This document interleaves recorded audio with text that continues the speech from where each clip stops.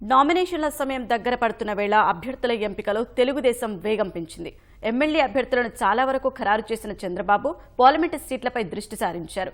లోక్సభ బరిలో బలమైన అభ్యర్థులే లక్ష్యంగా ఇప్పటికే ప్రకటించిన కొన్ని అసెంబ్లీ సీట్లలో మార్పులు చేర్పులు చేయాలని భావిస్తున్నారు. తెలుగుదేశం పార్లమెంట్ అభ్యర్థుల ఎంపిక తుది దశకు చేరుకుంది. ఎట్టి పరిస్థితుల్లోనూ అన్ని పార్లమెంటు సీట్లు గెలిచి ఢిల్లీలో చక్రం తిప్పాలని భావిస్తున్న చంద్రబాబు వివిధ సర్వేలు, సమీకరణాల ఆధారంగా బలమైన అభ్యర్థుల్ని నిలుపుతున్నారు. అందులో భాగంగానే ఇప్పటికే ఎమ్మెల్యే అభ్యర్థులుగా ప్రకటించిన వారిని కూడా ఎంపీ స్థానాల కోసం పరిశీలిస్తున్నారు. గతంలో వైకాపా గెలిచిన నెల్లూరు, ఒంగోలు పార్లమెంటు స్థానాలను ఈసారి ఎలాగైనా తమ ఖాతాలో వేసుకోవాలని యోచిస్తున్న చంద్రబాబు ఆర్థికంగా బలమైన బేదా మస్తాన్రావు, మంత్రి షిద్దా రాఘవరావులను బరిలోకి దింపే ప్రణాళికలు రచిస్తున్నారు. షిద్దాను ఒంగోలు ఎంపీగా పోటీ చేయిస్తే దర్శికి కదిరి బాబురావు, ఉగ్ర నరసింహారెడ్డి పేర్లను పరిశీలిస్తున్నారు. అయితే ఎంపీగా పోటీ చేసేందుకు షిద్దా విముఖత చూపుతున్నారు. కార్యకర్తలు, కుటుంబ సభ్యుల అభిప్రాయం తీసుకుని నిర్ణయం చెబుతారని చంద్రబాబుకు తెలిపారు. కానీ నేను బాగా మంచి అభివృద్ధి చేసాం ఏరియాని. అక్కడి నుంచి రావాలంటే నాకు చాలా బాధాకరంగా ఉంది. అందువల్ల ఒక్కసారి సీఎం గారి దృష్టి కూడా తీసుకెళ్లాను. మా కార్యకర్తలు, నాయకులు ఒప్పుకున్న పరిస్థితుల్లో లేరు. అందువల్ల సీఎం గారికి విషయం చెప్పాను. వారు నిర్ణయం తీసుకుంటారని చెప్పి. నెల్లూరు పార్లమెంటు స్థానానికి బేదా మస్తాన్రావు పేరు పరిశీలిస్తున్నారు.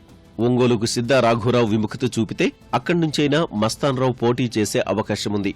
ఈ 2 పార్లమెంటు స్థానాల్లో ఏదో ఒక చోట నుంచి పోటీకి సిద్ధంగా ఉండాలని చంద్రబాబు ఆదేశించారు. అధినేత మాట ప్రకారం ఎక్కడి నుంచైనా పోటీకి తయారుగా ఉన్నట్లు బేదా మస్తాన్రావు తెలిపారు. అది నెల్లూరైనా, ఒంగోలైనా నువ్వు పార్లమెంట్ అభ్యర్థిగా ఉండడానికి సిద్ధంగా ఉండాలని చెప్పి ఆదేశించడం జరిగింది. నేను కూడా సమ్మతించడం కూడా జరిగింది. బేదా సోదరులుగా ముఖ్యమంత్రి గారు ఏ గీత గీస్తే ఆ గీతలో ఉన్నాం.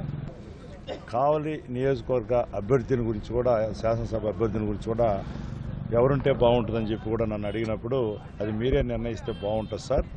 రిపోర్ట్స్ అన్నీ కూడా మీకు అందుబాటులో ఉన్నాయి కాబట్టి మీరే నిర్ణయించని చెప్పి కూడా చెప్పడం కూడా జరిగింది. నంద్యాల ఎంపీ ఎస్పీవై రెడ్డి చంద్రబాబును కలిసి ఈసారి టికెట్ తన కుమార్తెకు కేటాయించాలని కోరారు.